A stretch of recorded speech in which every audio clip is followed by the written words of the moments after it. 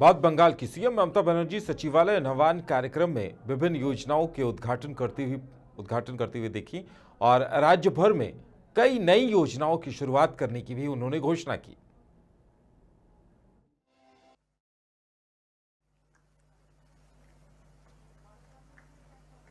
যারা আছেন জানে না কোথায় যেতে হবে, কিভাবে চিকিৎসা হবে, এটা একটা মোটামুটি একটা সেন্টারের মধ্যে দিয়ে লোককে হেল্প করার একটা ব্যাপার থাকবে। আর এটার জন্য আমার মনে হয় একটা অ্যাপও তৈরি করে দেবে, যাতে if anybody wants to complain or anybody wants to take any information about this cancer center or the registration, সুতরাং they should know it through this website or something. Some method should be there, some mechanism. Yes, ma'am. এটা রায় সাহেব পঞ্চানন বর্মার নামে দ্বিতীয় ক্যাম্পাসটি হচ্ছে এবং প্রথম ক্যাম্পাসটি তো হয়ে গেছে এবং সেটা আমরা অলরেডি পঞ্চানন বর্মা বিশ্ববিদ্যালয়ের নাম পঞ্চানন নগর দিয়েছি।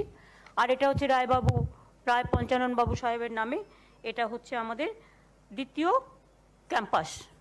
আজকে শুভ দিন, বিশেষ করে কুচবিহারের মানুষের পক্ষে। জলপাইগুড়ি, কুচবিহার, আলিপুরদুয়ার, উত্তর দিনাজপুর, दक्षिण दिनाजपुर।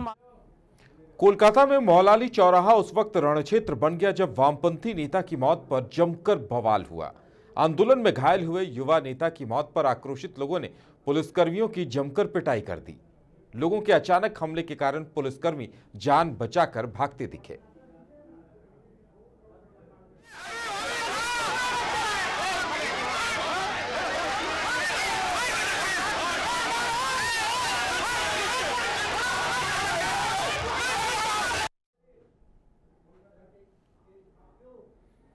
और ज्यादा जानकारी के लिए इस वक्त कोलकाता से हमारी संवाददाता प्रीति हमारे साथ जुड़ी हुई हैं।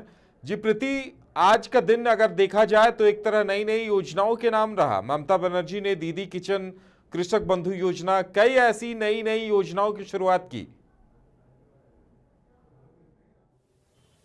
आज बनर्जी ने, जैसा कि उन्होंने बजट में ही कहा था, आज सामने विधानसभा चुनाव को देखते हुए उन्होंने ऐसा किया है कि 5 रुपये में खाना मुहैया करवाया जाएगा गरीबों के लिए। ये है कोलकाता नगर निगम के सभी बोरों के तहत ये प्रत्येक इलाके में इस तरह का कैंप लगाया जाएगा और लोगों को 5 रुपये में सब तरह का खाना मुहैया किया जाएगा। जैसा कि लोग जानते हैं कि यहाँ के लोग मछली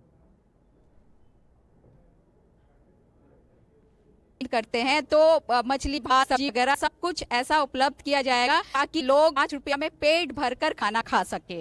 जी प्रीति, लोगों के जेहन में ये सवाल भी होगा कि जाहिर सी बात है, दीदी जो ये योजनाएं लेकर आ रही हैं, चाहे कृषक बंधु योजना की बात हो या फिर दीदी किचन की बात हो, तो लोगों के जेहन में ये सवाल भी होगा कि ये सब दीदी पहले भी लेकर आ सकती थी। तो जाहिर सी बात है कि चुनाव को ध्यान में रखते हुए ये योजनाएं लाई जा रही, ये तो जनता भी समझ रही होगी।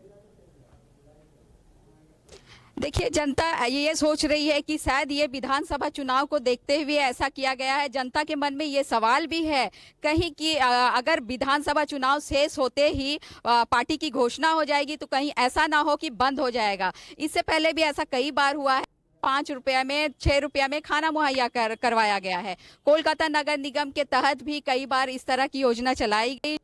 गाड़ियों से, मोबाइल वैन से लेकर खाना जाया जाता था, खाना ले जाकर गरीबों में बांटा जाता था। 5 रुपये में कोई भी गरीब आराम से, जरूरतमंद जो भी हैं वो आराम से पेट भरकर खाना खा सकते हैं।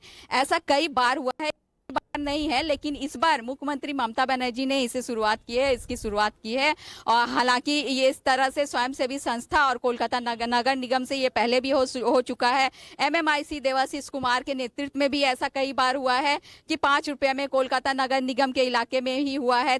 MMIC जो तारकेश्वर सिंह है, उनके नगर निगम इलाके में भी हुआ है कि लोगों को 5 रुपये में खाना दिया गया है, भरपेट भात, दाल, सब्जी दिया जाता रहा है। लेकिन इस बार और भी मेनू को बढ़ाया गया है।